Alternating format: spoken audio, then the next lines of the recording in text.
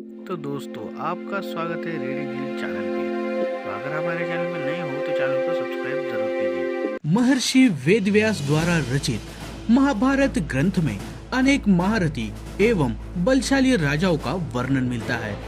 ऐसा ही एक महारथी राजा जरासंध था। उसके जन्म एवं मृत्यु की कथा बहुत ही रोचक है। जरासंध मगध का राजा था। वह अन्य राजाओं को हराकर अपनी पहाड़ी किले में बंदी बना लेता था। जरासंध बहुत ही क्रूर था। वह बंदी राजाओं का वध कर चक्रवर्ती राजा बनना चाहता था। जरासंध मथुरा के राजा कंस का ससुर एवं परम मित्र था। उनकी दोनों पुत्रियां आसित एवं प्रापित का विवाह जरासंध से हुआ था। श्री कृष्ण से कंस वध का प्रतिशोध लेने के लिए 17 बार मथुरा पर चढ़ाई की, लेकिन हर बार उसे असफल होना पड़ा।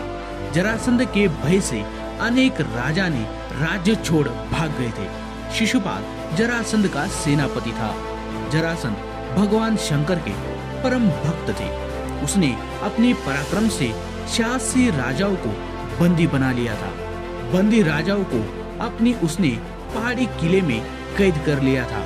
जरासंध सब को बंदी बना उनकी बलि देना चाहता था, जिससे कि वह चक्रवर्ती सम्राट बन सके। मगध देश में भद्रथ नाम के राजा थे। उनकी 2 पत्नियां थी, लेकिन उन्हें कोई संतान नहीं थी।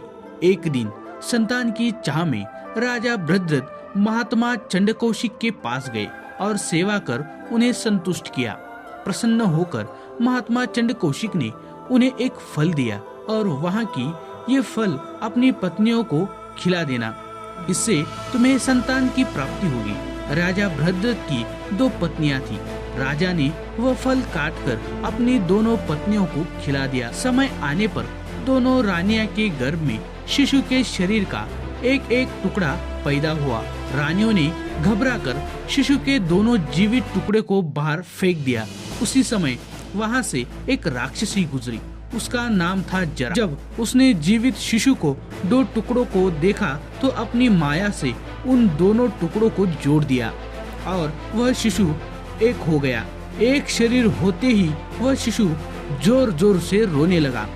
बालक की रोने की आवाज सुनकर दोनों रानियां बाहर निकली और उन्होंने उस बालक को गोद में लिया। राजा भद्रथ भी वहां आ गए और उन्होंने उस राक्षसी को उसका परिचय पूछा।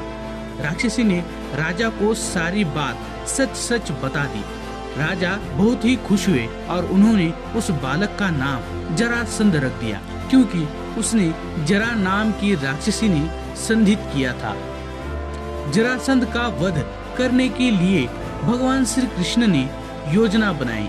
योजना के अनुसार श्री कृष्ण, भीम एवं अर्जुन ब्राह्मण का वेश बनाकर जरासंध के पास गए और उसे कुश्ती के लिए ललकारा। जरासंध समझ गया कि ये ब्राह्मण नहीं है। जरासंध के कहने पर श्री कृष्ण ने अपना वास्तविक परिचय दिया। जरासंध ने भीम से कुश्ती लड़ने का निश्चय किया। राजा जरासंध और भीम का युद्ध कार्तिक कृष्ण प्रतिपदा से 13 दिन तक लगातार चलता रहा।